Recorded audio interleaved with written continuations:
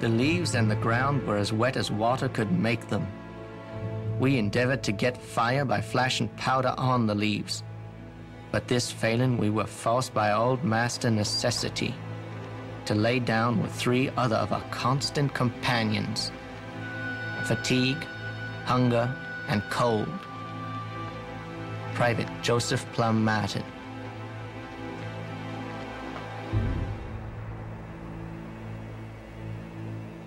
One week before Christmas, 1777, the 10,000 weary men of George Washington's army marched into the rolling hills of southeastern Pennsylvania to a place called Valley Forge. 1 in 3 was unfit for duty. Men without clothes to cover their nakedness, without blankets to lay on, without shoes. Their marches might be traced by the blood from their feet marching through frost and snow. George Washington. Cloth tents could not protect the men from the brutal winter, so they began to clear the forest to build huts.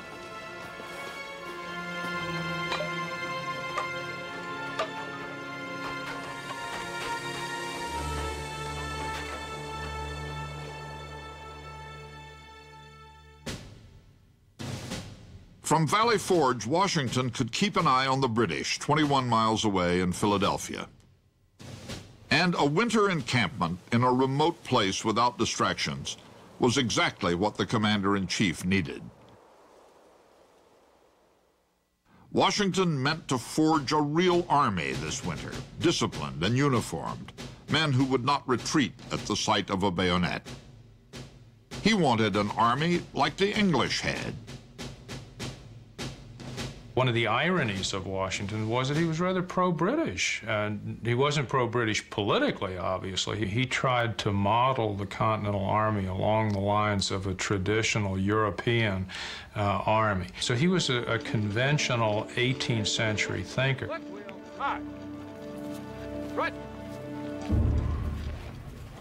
Harsh discipline was routine. At Valley Forge, a court-martial sat nearly every day.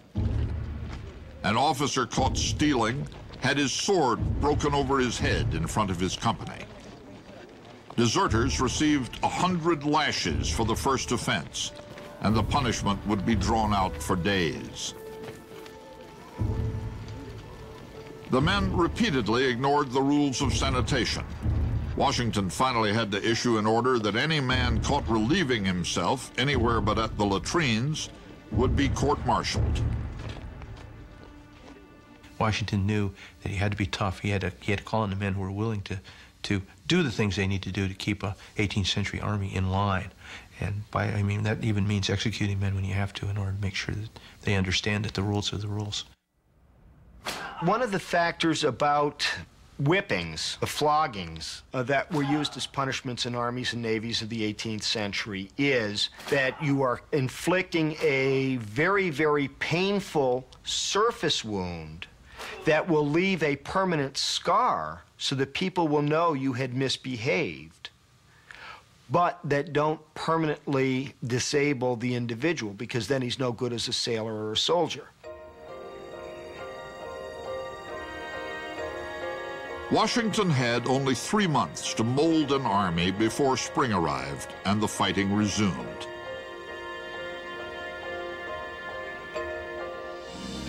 On February 23, 1778, a foreign volunteer appeared in Washington's camp. The 47-year-old Baron Friedrich Wilhelm Ludolf Gerhard Augustin von Steuben introduced himself as a general and former aide-de-camp to King Frederick of Prussia, the greatest military mind of the age. Von Steuben claimed to be an expert at teaching military drill, but he asked for no pay and no rank until he proved himself.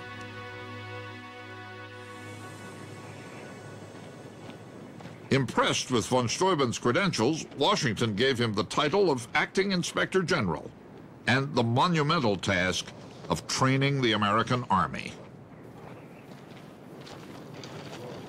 The units of each state marched differently. They had no standard procedure for handling weapons.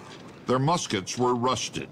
Barely half had bayonets, and most of those were used as spits to cook meat when they had meat to cook. Von Steuben, more impressed with the rebels' spirit than with their discipline, wrote to a friend in Europe, "You say to your soldier, do this, and he does it. But I am obliged to say, this is the reason why you ought to do that, and then he does it." Although von Steuben could curse in 3 languages, he couldn't speak English. Every night, he wrote out the next day's orders in German. Then his aide translated them into French, and a French-speaking American translated them into English.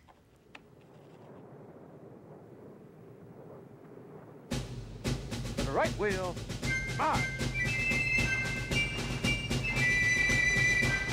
Right. By the end of winter, von Steuben delivered what he promised, a closely drilled army. Yet he turned out to be an imposter. He was neither a baron nor a general. In fact, he had left the military 14 years earlier after rising no higher than captain. George Washington didn't care. Von Steuben had performed a miracle. He was promoted to Major General.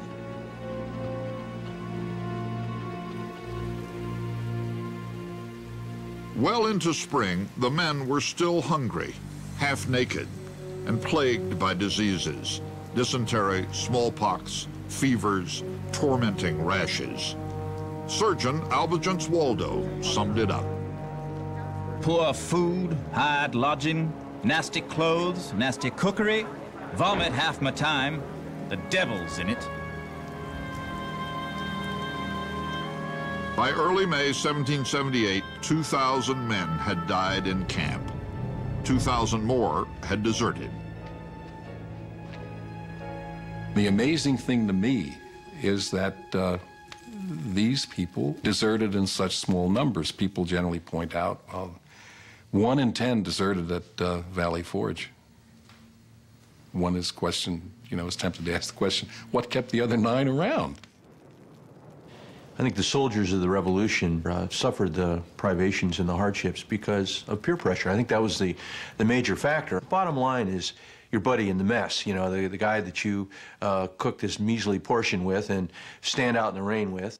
That's going to be the real key to putting up with something as long as they did.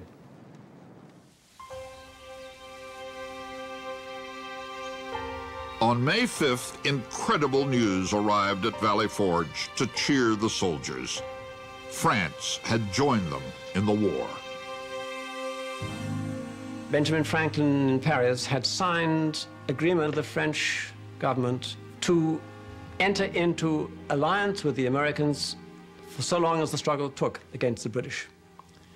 And this meant so much for, this was in a sense a decisive event in the war, this diplomatic revolution, this diplomatic victory, which immensely heartened and put a moral inspiration not only into the soldiers but into the population.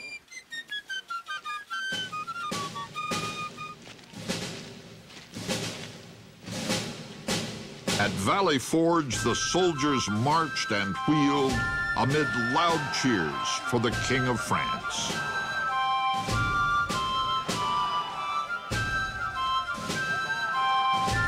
What spectacle can you imagine more splendid than an army of free men drawn up within hearing of their enemy to celebrate the interment of tyranny and the coronation of independence?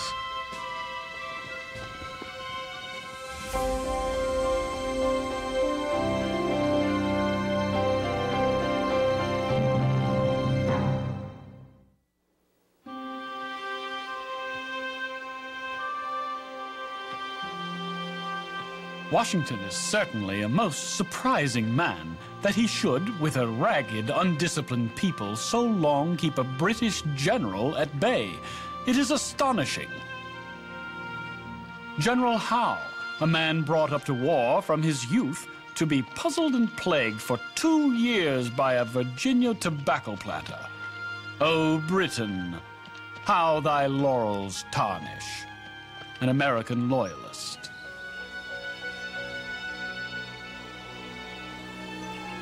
In October of 1777, a few days after the disaster at Saratoga, the British commander in America, General William Howe, asked to be relieved of what he called this very painful service.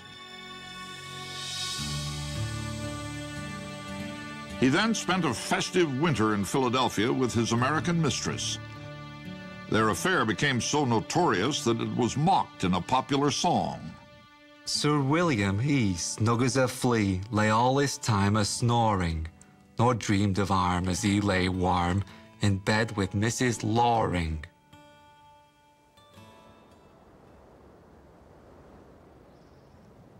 In May, Howe's replacement finally arrived.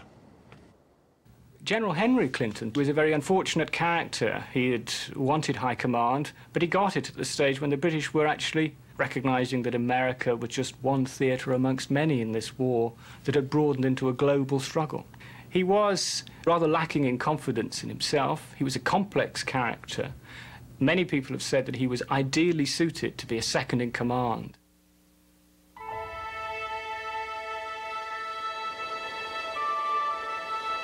As a French fleet approached America, Clinton was ordered to evacuate Philadelphia and concentrate his army in New York. On June 16th, 3,000 Loyalists, along with 2 regiments of Hessian mercenaries who might desert on a march, left the city by ship. The rest of the army, 10,000 men, set out overland with a year's worth of plunder. The number of wagons employed to carry the baggage and provisions were amazing. The wagons extended 12 miles in length. The movements were, of course, slow. Loyalist Judge Thomas Jones.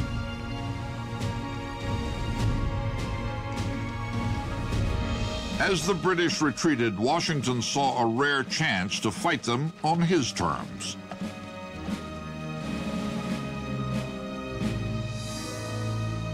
On the night of June 27th, he caught up with the British near Monmouth, New Jersey. After a council of war, he decided to attack. Following protocol, Washington gave the honor of leading the charge to his second-in-command, General Charles Lee, ironically the most outspoken opponent of this attack. Major General Charles Lee is one of the more colorful characters on any side in the Revolutionary War.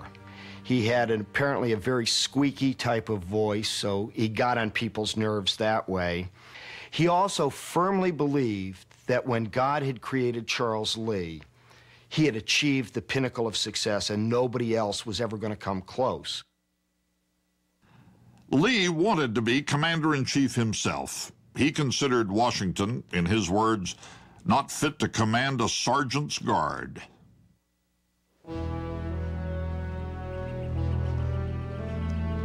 On the hot, muggy morning of June 28th, Lee, with half the army, struck.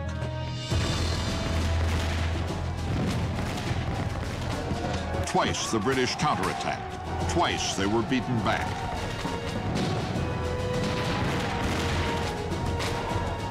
Then Lee began issuing a series of confused orders. One order succeeded another with a rapidity and indecision calculated to ruin us.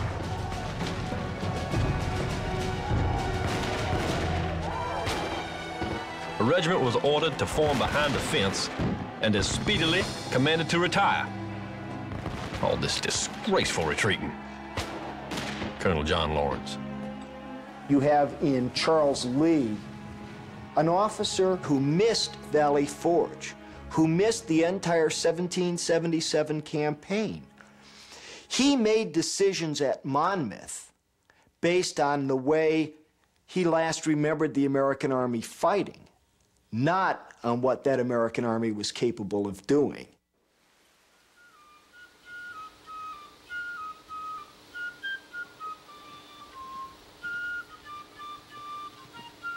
A young fifer ran into Washington, bringing up the main army. When the fifer reported that Lee was retreating, the commander-in-chief had him arrested for spreading rumors. But then entire regiments began streaming past him.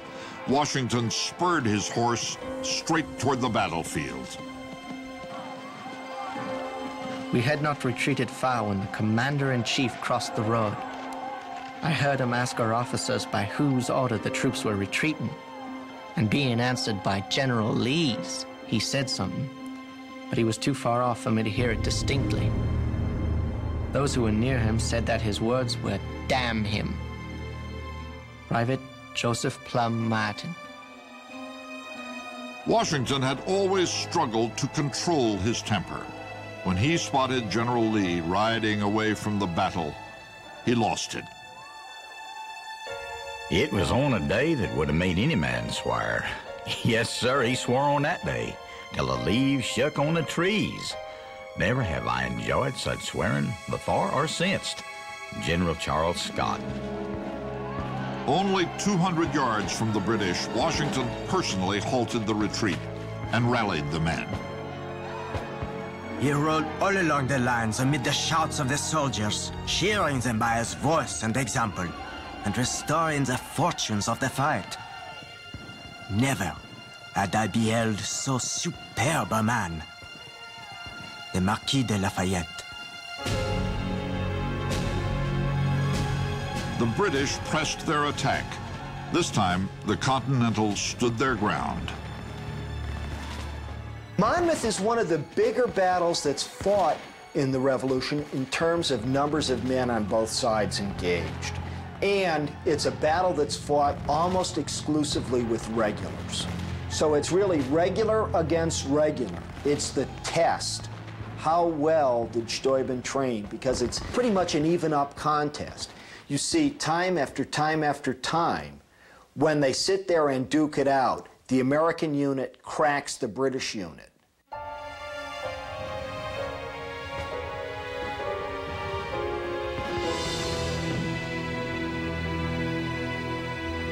The cruelest foe on the field was the blistering heat, well over 100 degrees.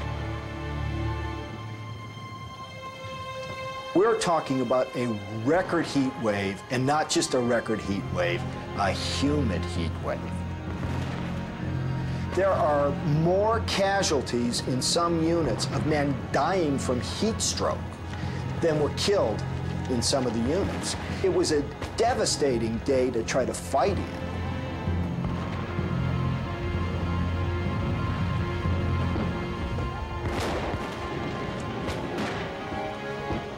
Women known as Molly Pitchers carried water to cool both the men and the cannons.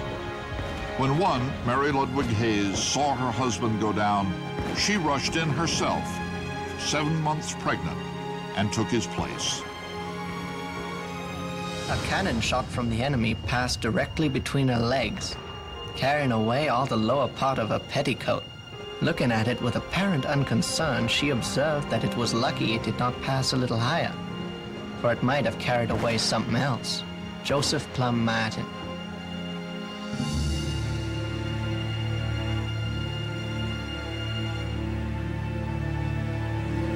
George Washington was burning to launch a counteroffensive, but the setting sun thwarted his hopes. Clinton now did to Washington what Washington had twice done to the British. He slipped away during the night.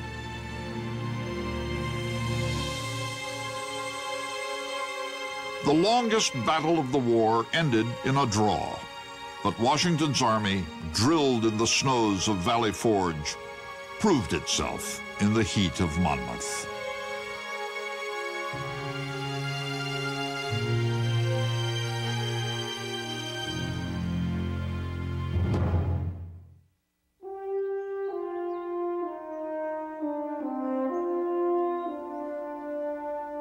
In the summer of 1778, George Washington triumphantly moved his headquarters to White Plains, New York, the scene 2 years earlier of his army's defeat and retreat.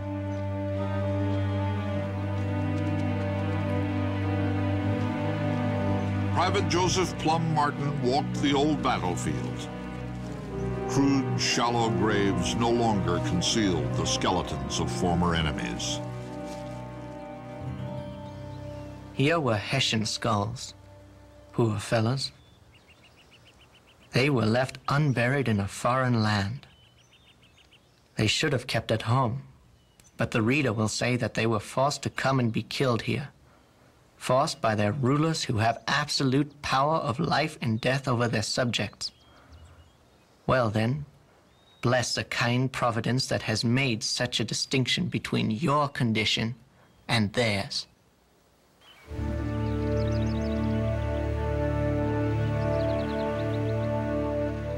Now other foreign soldiers, French soldiers, were coming to risk their lives on American shores. But their admiral, the Comte d'Estaing, had taken 12.5 weeks to cross the Atlantic, nearly a month longer than the average journey. If d'Estaing had arrived just a few days earlier, he would have caught the British fleet outside New York Harbor and might have ended the revolution that summer. When Washington learned the heavy French vessels could not enter New York's shallow harbor, he gave up hope of capturing the city. D'Estaing offered him a consolation prize. He would attack the British garrison at Newport, Rhode Island.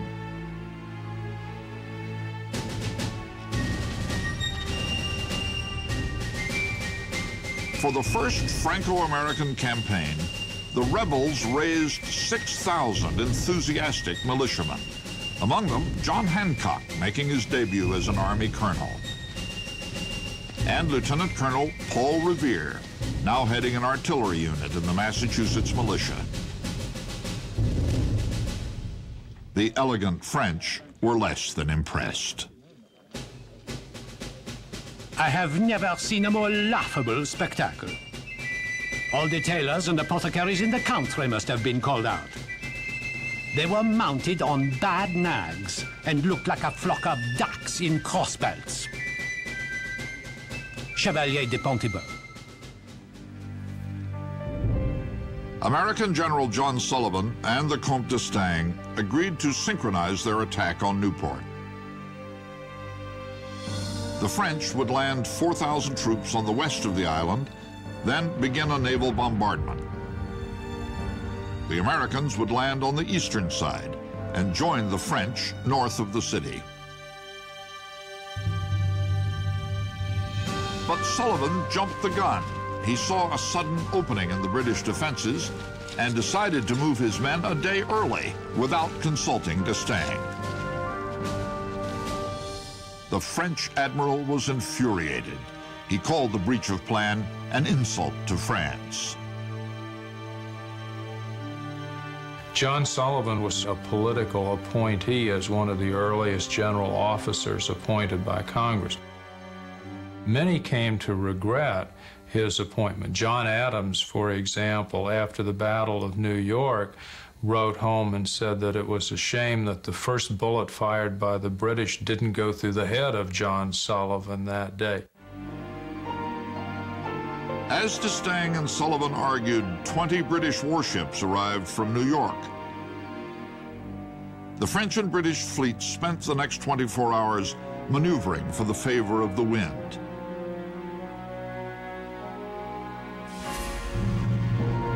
Before even one shot was fired, a gale struck and blew for 3 days.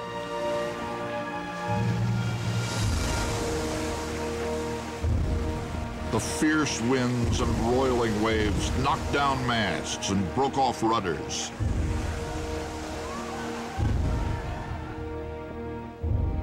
After the weather cleared, d'Estaing announced he was leaving for Boston to repair his crippled fleet. He refused to leave Sullivan any of his able ships or men. Without French naval support, the Americans began to evacuate Rhode Island. The British pursued.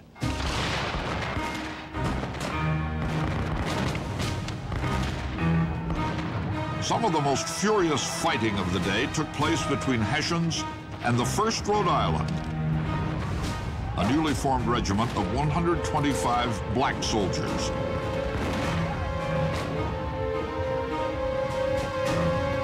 For nearly 4 hours, the 1st Rhode Island fought with what was described as a desperate valor, repelling 3 Hessian assaults.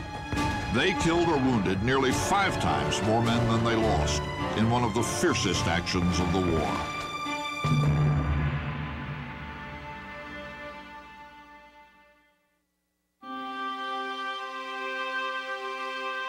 Throughout the Revolution, as many as 5,000 black soldiers fought with the rebels. Just as many fled to the British. Britain saw them as Tories who could be inspired to fight for Britain and for the empire on one very simple condition, that they were offered their freedom and given that freedom in exchange for taking arms. The South was exactly the opposite. The slaveholders had very, very serious reservations about arming black people for fear they would turn their arms against their owners. The Northerners felt that they must arm black people because they had too much to do keeping the farm going to enlist, say, for long terms in the Continental troops. By 1778, 1 in 20 of Washington's soldiers was black. This was the last integrated American army until the Korean War.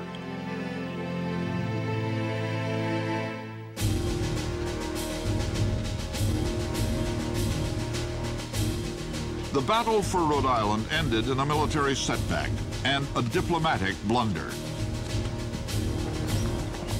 Chafing old wounds dating back to the French and Indian Wars, General John Sullivan publicly blamed the French. The French fleet's sudden departure for Boston has raised every voice against the French nation and revived all those ancient prejudices against the sincerity of that people. I do resent the conduct of the Count.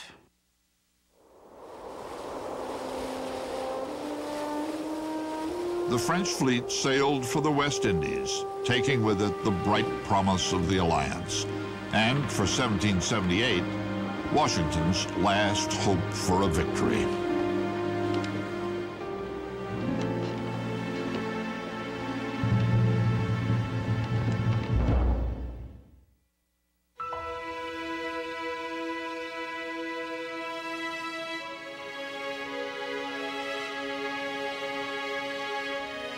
While the revolution raged up and down the Atlantic coast, another struggle was being fought at the heart of the continent, for the future of the continent, the western frontier.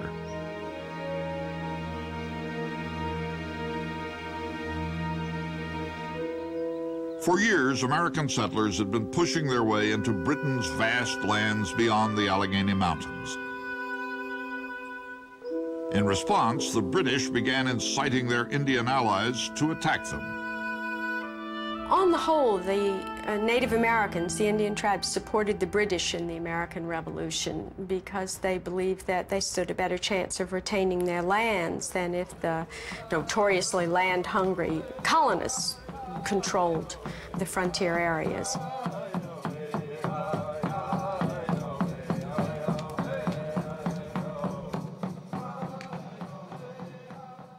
In 1778, a plan to cut off the raids was proposed by a tough, red-haired explorer from Virginia, Militia Colonel George Rogers Clark.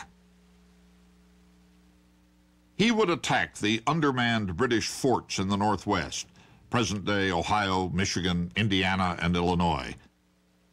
If he succeeded, he would also extend Virginia's boundaries to cover an area nearly the size of Europe.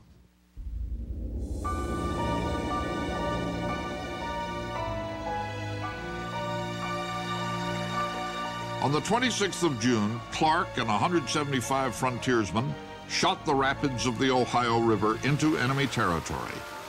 The mission was made more ominous by a total eclipse of the sun. Clark assured the men it was a good omen.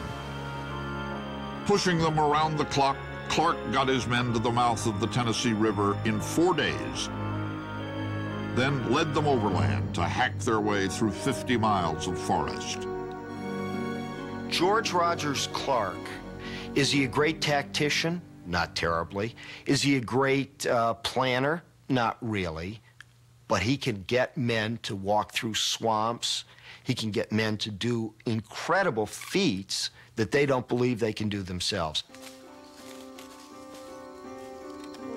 On July 4th, only 8 days after they set out, Clark and his men arrived near the British-held town of Kaskaskia in the Illinois country. Within 15 minutes, they surrounded the town's fort and took it without firing a shot. The French settlers were relieved to learn that France and America were now allies and that Clark hadn't come to kill them. 180 miles away, French settlers in the Indiana country happily greeted news of the alliance by turning over the prized fort at Vincennes to Clark's state of Virginia. To hold Vincennes, Clark sent 3 soldiers, all he could spare.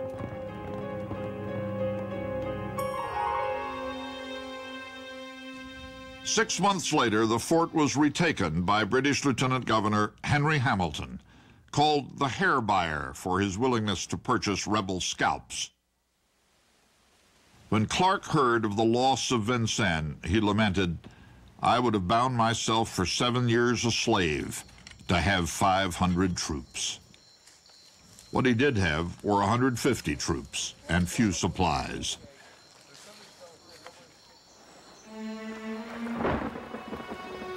In the chill of February 1779, Clark began the long, hazardous trek to take back Vincennes.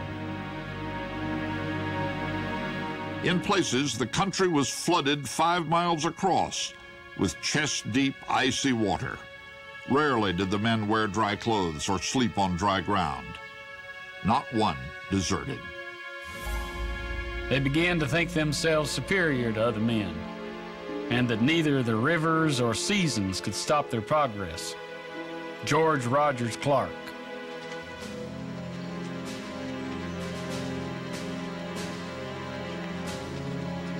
"17 days after setting out, Clark's small band arrived a mile from the fort.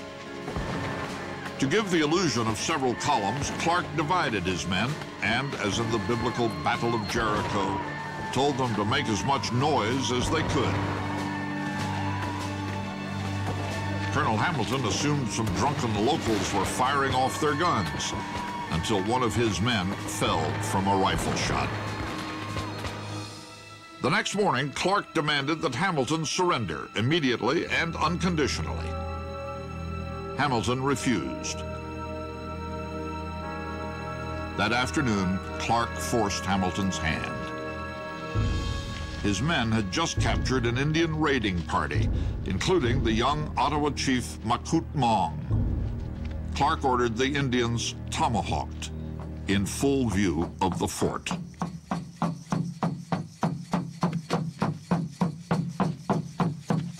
As the first warrior was killed, the others began singing their own death songs. One of the rebels turned to Makut Mong and buried the tomahawk in his skull. The chief took it out and handed it back. The executioner struck 2 more blows before killing him, while the soldiers in the fort watched. Clark, like all great leaders, is a master showman. Hair buyer Hamilton, sitting there, being intimidated by this little display, had, of course, been paying bounties for women and children's scalps. So you're dealing in an area where both sides have dirty hands.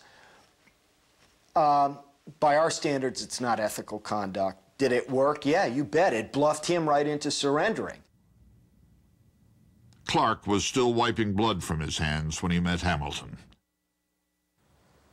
The next morning, the British commander surrendered the fort. When his campaign was over, Clark had claimed for Virginia a territory more than half the size of the 13 colonies. But the land would seesaw between the British and rebels for the rest of the war. While the British were defending the Northwest, back east, they were launching the most notorious Indian raids of the war. On July 3rd, 1778, 1,000 Loyalists and Seneca Indians attacked the settlements of the Wyoming Valley in Pennsylvania. By their own account, the Indians took 227 scalps and put 1,000 houses to the torch. During the period of the Dark Days from 1778, in a time of stalemate, the British were reduced, in a sense, to a sort of impotence, that the only way that they could keep the pressure up on the colonists was by a war of attrition, which meant wearing them down. And that wearing them down took the form of burning their homes, slaughtering their cattle, terrorizing their women and children, and burning the frontier ports, the coastal ports and habitations. So their warfare took a different form, a sort of guerrilla form, if you like, but of terror indiscriminately against the population.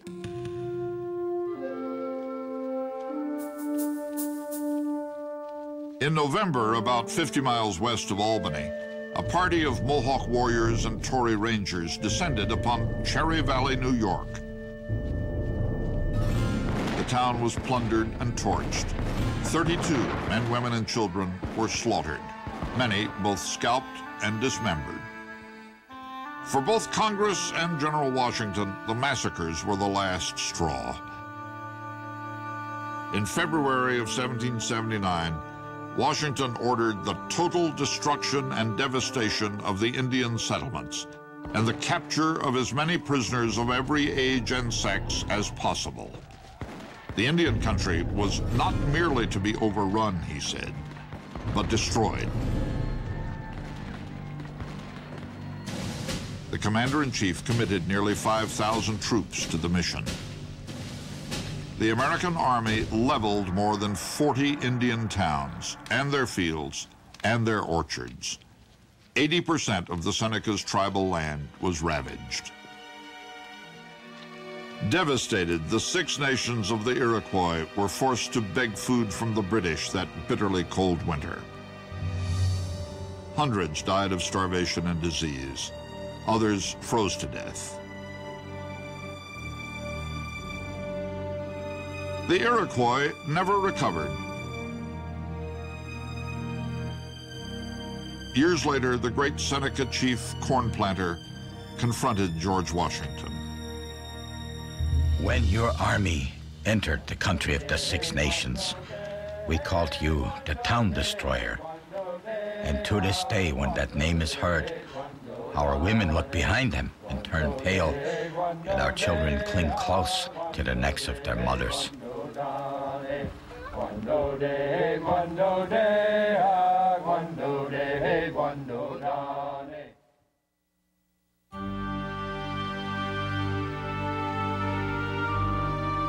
When France entered the war in 1778, the American Revolution ceased to be just a colonial rebellion and became a world war. Its fiercest new arena was the Caribbean.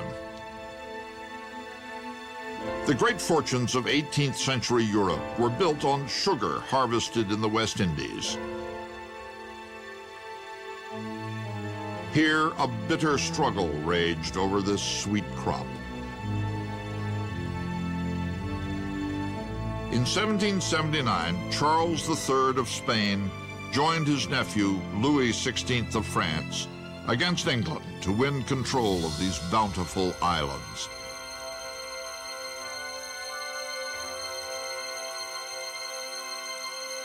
The three great powers sailed into a thundering naval war.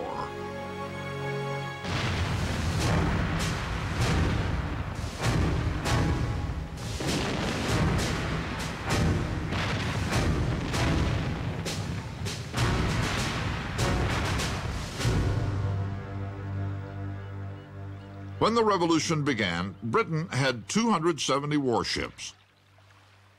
America, virtually none. In the autumn of 1776, a glimmer of maritime hope appeared in the form of a one-man submarine made of oak and covered with tar, called the Turtle. Lighted within by the phosphorescent weed Foxfire and propelled by a hand crank, the Turtle's mission was to screw explosives into the hulls of British ships. But the screw was designed to penetrate wood, and British ships were lined with copper. Submarine warfare would have to wait another 100 years. During the entire war, fewer than 60 ships of the American Navy ever put to sea. One congressman described the Navy as a collection of tinkers, shoemakers, and horse jockeys. There was one brilliant exception. A Scottish-born captain whose name would become as famous in international waters as in America. John Paul Jones. He wasn't born John Paul Jones, he was born simply John Paul. And in the 1760s, unfortunately, flogged to death a ship's carpenter who had in some way or shape been insubordinate.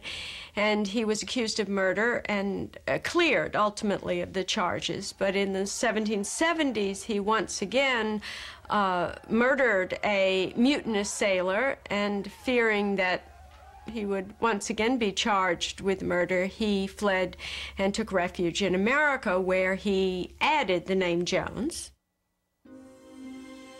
When the Revolution began, John Paul Jones was given a commission in the fledgling American Navy. In February 1779, he received a gift from the French, an ungainly old cargo ship, which he fitted with guns and christened Bonhomme Richard to honor Poor Richard of Benjamin Franklin's famous almanac. In mid-August, Jones sailed from France in search of British prey.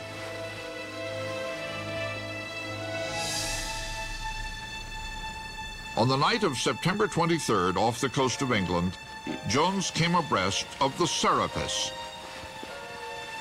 a 50-gun warship.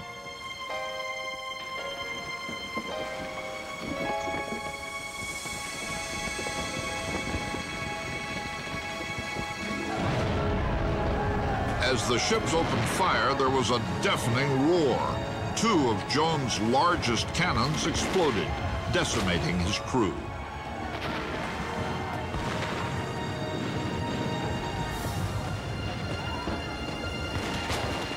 Undaunted, Jones lashed his ship to the Serapis and continued the fight with light cannons and muskets.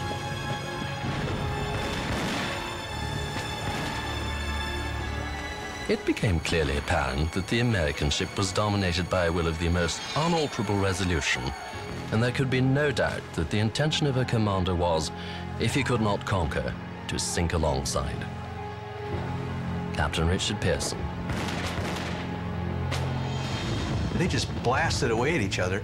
And whether John Paul Jones ever said, "I have just begun to fight," or not, you know, he was definitely on the deck shouting at the British commander. They were shouting back and forth when they could be heard.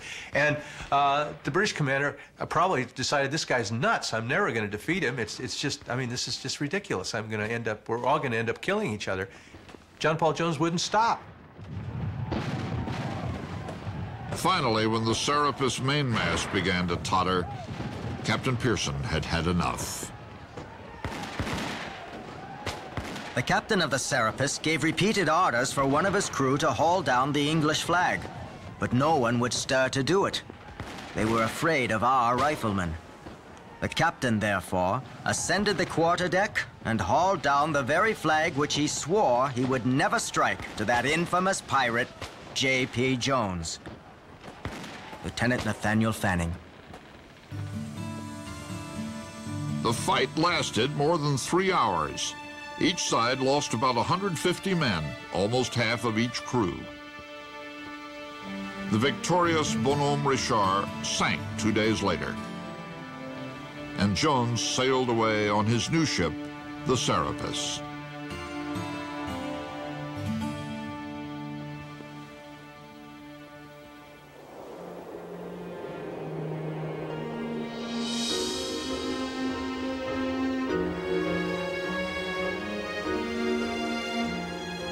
Across an ocean, Washington's army faced the greatest hardship it would ever encounter, the winter of 1779 at Morristown, New Jersey. It was a winter far harsher than the one at Valley Forge. There were 6- and 8-foot drifts for weeks on end. The weather was the worst winter for that part of the country in recorded history. The cold got so bad that New York Harbor froze solid. The situation of the army with respect to supplies is beyond description. We must depend on the precarious gleanings of the neighboring country. We have never experienced a like extremity at any period. George Washington.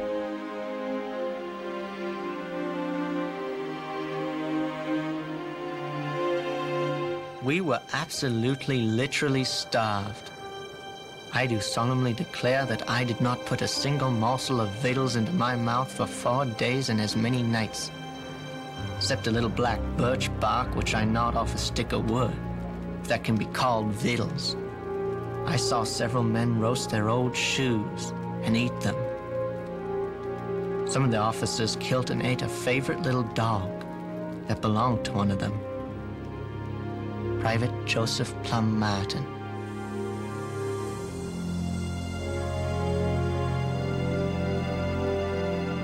Washington said, "We see in every line of the army the most serious features of mutiny and sedition." Everybody was just getting tired of the situation, you know, and it was just, I mean, it was going on interminably, and there was no light at the end of the tunnel. They weren't even fighting at that point. They were just sort of sitting, glaring at each other. So here's a bunch of men away from home. Can you imagine? Sick. I don't know how the army stayed together. I really don't. The monster, hunger, was not to be shaken off by any efforts we could use. The men could not stand it any longer. They saw no alternative but to starve to death or break up the army, give up, and go home. Joseph Plum Martin.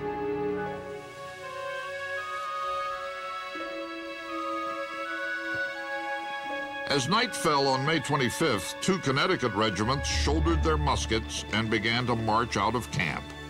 An officer trying to stop them was slashed with a bayonet. At this, tempers sobered, and the men returned to their huts. Once again, the rebel army had managed to survive. 1779 ended as it began, in a stalemate. But in 1780, the deadlock would be violently broken. The war would swing to the south, and a rebellion against empire would become a brutal civil war.